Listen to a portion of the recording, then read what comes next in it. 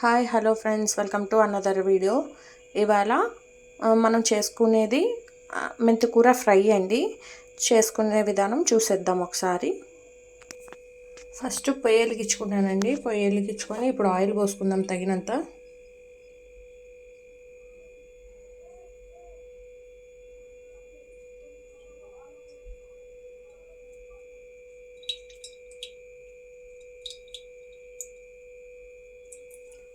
Oil పోసుకుందాం కదా, oil కాగాలండి.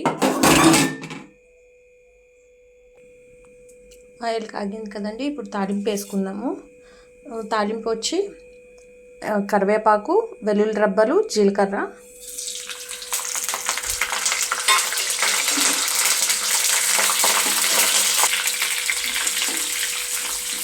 కొంచెం అంతా వేపుకోవాలండి. ఇది కొంచెం అంతా వేగినాక ఉల్లిపాయ ముక్కలు,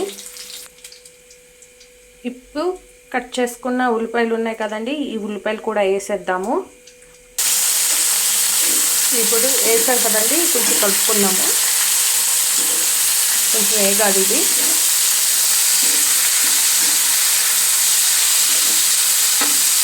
ఇప్పుడు తగినంత సాల్ట్ వేసుకున్నామండి ఫస్ట్, ఎందుకంటే ముక్కలకు కాబట్టి మగ్గుతాయి కాబట్టి. సరిపడినంత మీకు టేస్ట్ తగినంత ఉప్పు వేసుకుంటున్నాను దీంట్లో.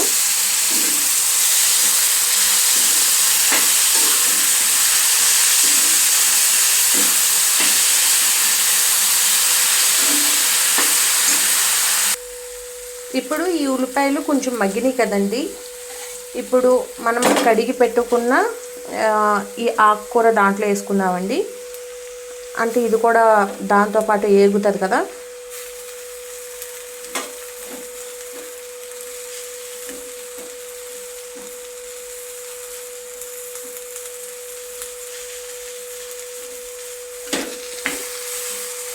ఒకసారి కలబెట్టుకుందాము.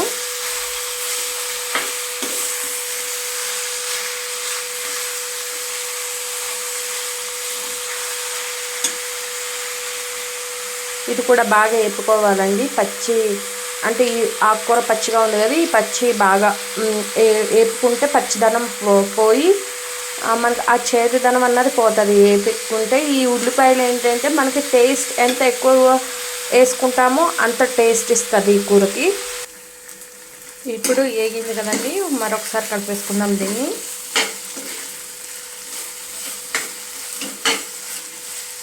ఇప్పుడు కొంచెం పసుపు, కొంచెం చిటికెడంత పసుపు. ఇప్పుడు కారం, తగినంత కారం. అంటే మనం పచ్చిమిరపకాయలు కూడా వేసుకోవచ్చు, ఆప్షనల్. నేనైతే కొంచెం పచ్చిమిరపకాయలు అవాయిడ్ చేసేస్తాను, ఇంకోటి కారమే వేస్తాను అన్నమాట. సో అందుకని ఇప్పుడు ఒకసారి కలిపెట్టుకుందాం దీన్ని.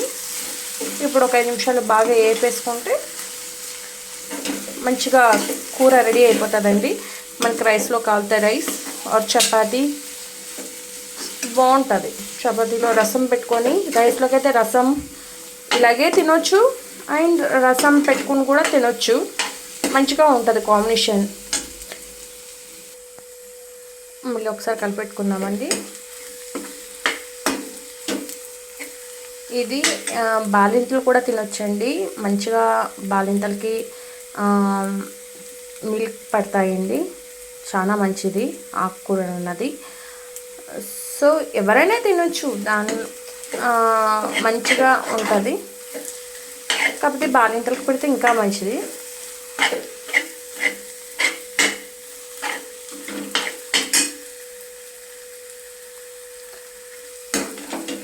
మళ్ళీ ఒకసారి తిప్పుకుందాం లాస్ట్గా.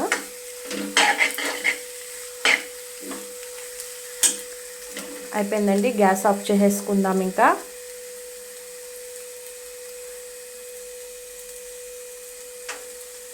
మా ఈ వీడియో నచ్చితే కనుక లైక్ అండ్ సబ్స్క్రైబ్ చేసుకోండి, బెల్ ఐకాన్ నొక్కండి, షేర్ చేయండి. Thank you so much friends.